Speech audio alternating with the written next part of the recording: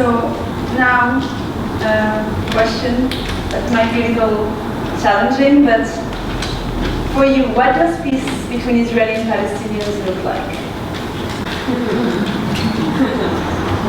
Possible. Would you repeat that? It's possible? Absolutely. It's a very good answer. Yeah, I mean... Good question. So what does peace between Palestinians and Israelis look like? As I said, possible. See, the thing is, we're here in the program with like Palestinians, Israelis, and Americans, Jews, Muslims, Christians, Arabs. We are all in the same program. We all interact. We all love each other. We are literally one family. So we do discuss the conflict. We go through a lot of emotions and a lot of emotions and feelings. But like whenever I look at us, it is so possible to have peace. But the more we learn about the conflict, the more we get deeper into it, the harder it gets. It's so complicated, but I still believe it is possible. It's definitely possible. Thank you.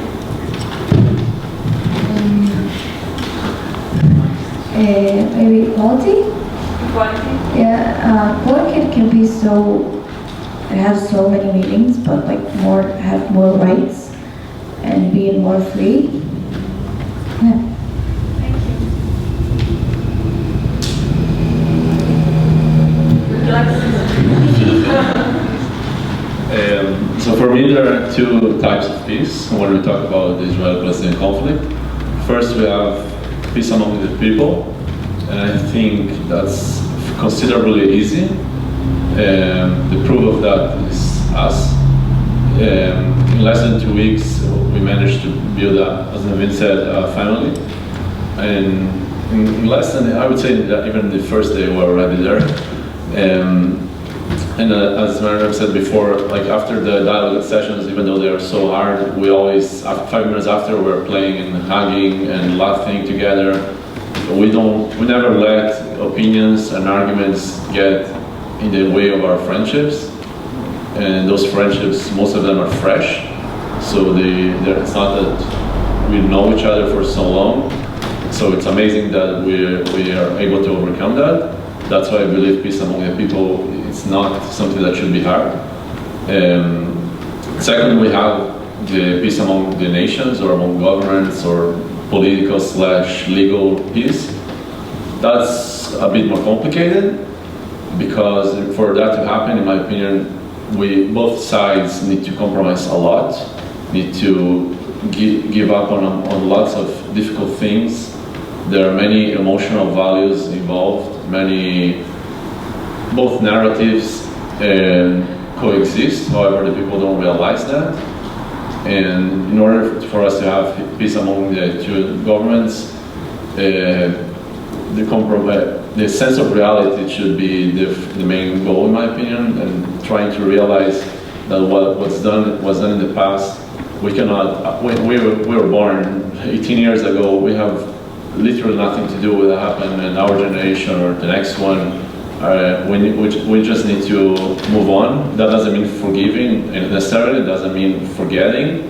However, it does mean moving on and trying to create a better future.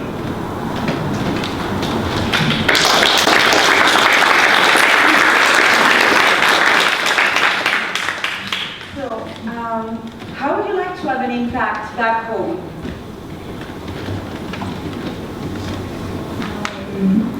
Well, I'm planning to get home since I graduated last year.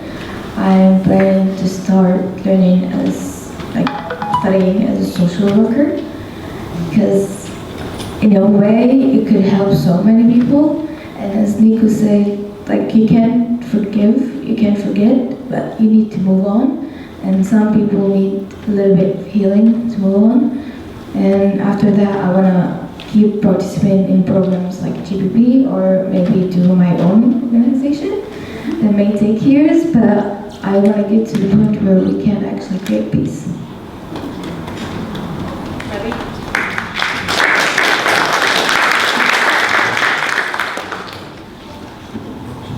Okay, that's not my first year in JVB, it's my third year.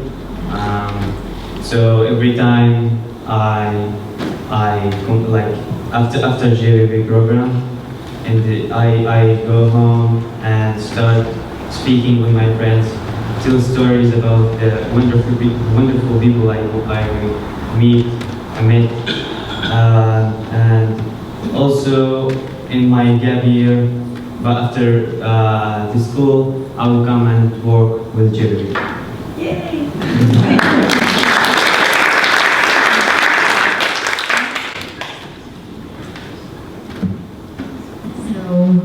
After a week with JPB, I can say that one of my goals and wishes is to bring JPB, or at least JPB's ideas, to the school that I went to as a teenager.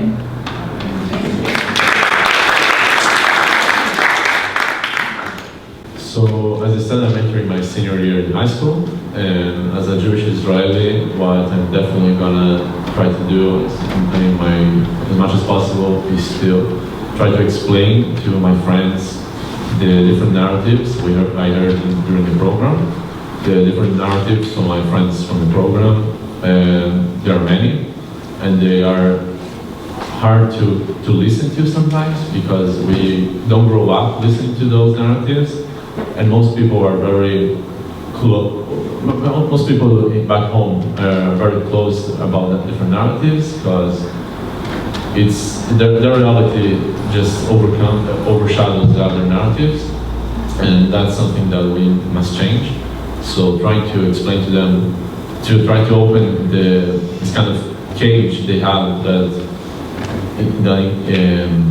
doesn't allow them to fully understand and to listen about what other side, I don't like using that, but what the other side is saying, because they attach way too much, we all attach way too much to our own narratives, and during the program we all made a huge improvement with that, and I want to make that improvement back